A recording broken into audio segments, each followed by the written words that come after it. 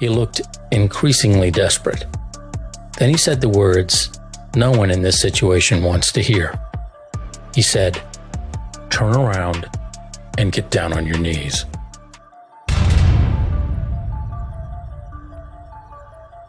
In 2001, a friend and I were walking back from the 7-Eleven on the corner of Santa Monica Boulevard and Hayworth.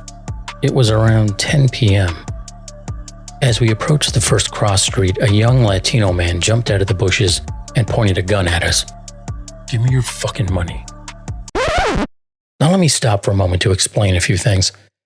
However you think you might react when an armed gunman pops out of the bushes and shoves a gun in your face, the truth is you have no idea what you will do until that exact moment.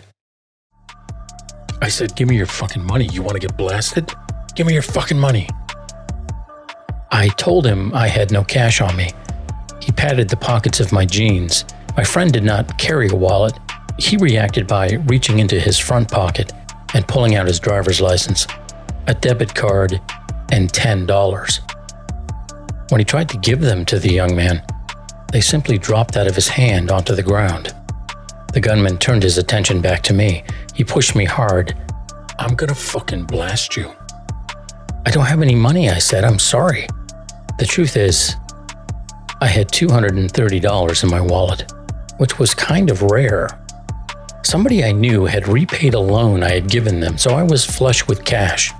I believe the reason he didn't find it was because I was left-handed and kept my wallet in my back left pocket.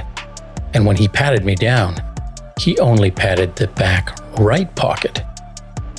It would seem then I valued my life at approximately $230 and change. By now, I could smell the liquid courage on his breath. This was not a cold-blooded killer.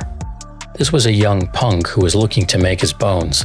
Still, he had done more than brandish the weapon. He had pulled it from his waistband and pointed it. Now, I am not a hero. I am not tough, menacing, or physically imposing. If asked what I would do in a situation like this, I would say, "Here's my money, my wallet, the keys to the car, and the PIN number of my ATM card. Go with God." But for some reason, I didn't do that.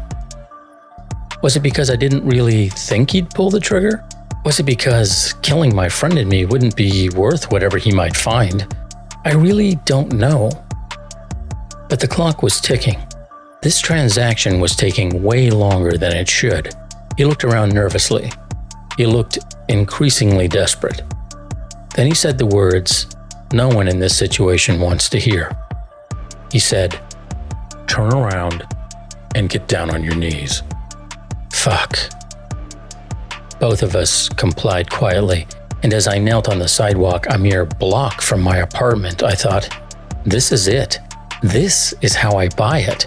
I've done nothing with my life yet, and the check is already being placed on the table. The next few seconds felt like an eternity. Both of us waited for the bullets to come.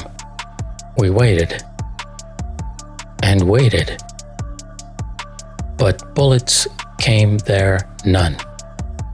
I eventually looked back, and he was gone. He had run off.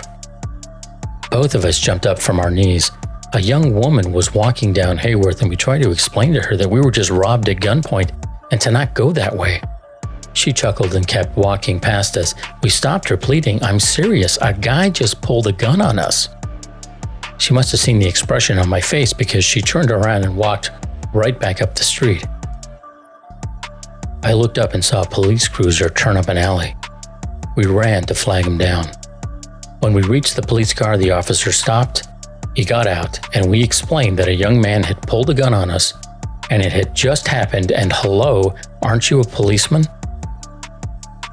To say that the officer couldn't have been less interested in taking our statement would be the understatement of the year. In the process of answering his questions, however, I discovered something fascinating. I knew very little about the gunman besides the fact that he was young. There was the slight smell of booze on his breath, and that he appeared to be Latino. My friend, on the other hand, quickly answered every question with laser precision. What was he wearing? A blue hoodie. What kind of hair? Straight, curly? He had short brown hair. His teeth, were they straight or crooked? He had crooked teeth. His shoes, he had white shoes. I interrupted him. I said, "You want to know what I saw? I saw the big gun he shoved in my fucking face." The officer was not impressed. He went on to explain that these kind of armed robberies happened all the time in this neighborhood. I asked him what the right thing to do in this situation would actually be. He looked at me and said, "If a guy is pointing a gun at you, you might as well charge him because he's probably going to kill you." Well, that was a sobering thought. When he finished, he asked if we would need a ride home. Well, I exploded in a rage. Fuck that. What, I can't walk down my own fucking street now? What am I supposed to do, stay at home and hide under my bed? Bullshit. Well, we walked back to my place without further incident. I felt kind of empowered by my refusal to give up my money, to stay in my ground, so to speak, even though that was a foolish decision. I lived on that block for another 12 years, but for the next few months, if I walked around the neighborhood at night, I made sure I walked in the middle of the street. If I had to do it all over again, I can't say that I'd do anything different.